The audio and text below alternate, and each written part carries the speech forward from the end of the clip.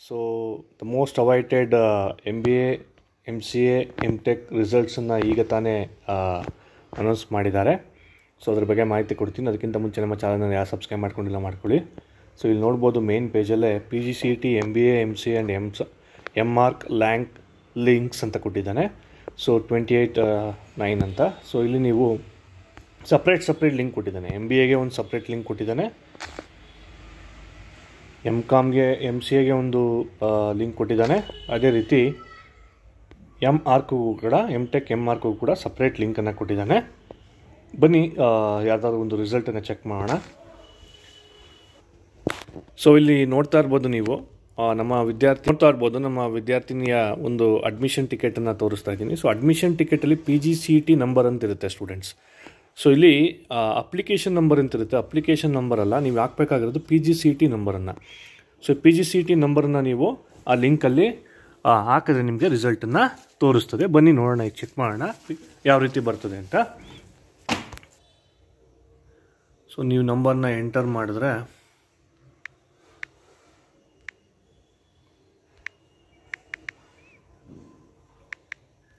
Submit ಕೊಟ್ಟರೆ ನಿಮಗೆ so ಅಲ್ಲಿ ಬರುತ್ತೆ ನಿಮಗೆ 4056 ರ್ಯಾಂಕಿಂಗ್ ಬಂದಿದೆ.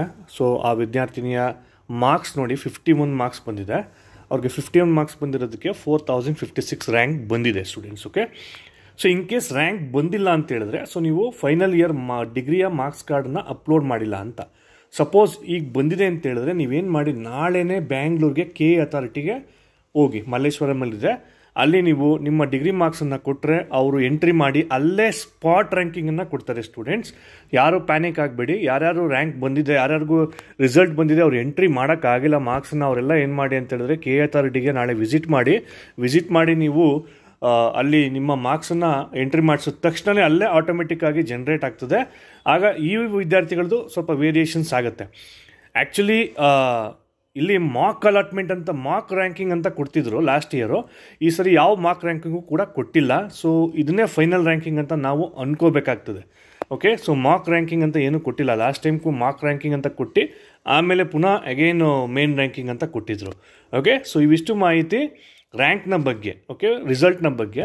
ಇನ್ನೊಂದು ನಾನಿಲ್ಲಿ ಗೂಗಲ್ ಫಾರ್ಮನ್ನು ಹಾಕ್ತಾ ಇದ್ದೀನಿ ಸ್ಟೂಡೆಂಟ್ಸ್. ಓಕೆ, ಸೊ ಇಲ್ಲಿ ಡಿಸ್ಕ್ರಿಪ್ಷನ್ಸಲ್ಲಿದೆ. ಸೊ ದಯವಿಟ್ಟು ಫಿಲ್ ಮಾಡಿ ಇದನ್ನು. ಯಾಕೆ ಅಂತ ಹೇಳಿದ್ರೆ ನಿಮ್ಮ ರೆಫರೆನ್ಸ್ಗೋಸ್ಕರ. ಇಲ್ಲಿ ನಾನು ಏನು ಕೇಳಿಲ್ಲ, ನಿಮ್ಮ ಸಬ್ಜೆಕ್ಟು, ನಿಮ್ಮ name, place, PGCET marks, degree percentage ಹಾಗೂ PGCET ರ್ಯಾಂಕು, ಯಾವ ರೀತಿ ರ್ಯಾಂಕನ್ನು ಕೊಟ್ಟಿದ್ದಾನೆ ಅನ್ನೋದಕ್ಕೆ ನಿಮಗೆ ಪ್ರೂಫ್ನ ತೋರಿಸಲಿಕ್ಕೆ ನಾನು ಈ ಒಂದು ಗೂಗಲ್ ಫಾರ್ಮನ್ನು ಹಾಕ್ತಾಯಿದ್ದೀನಿ.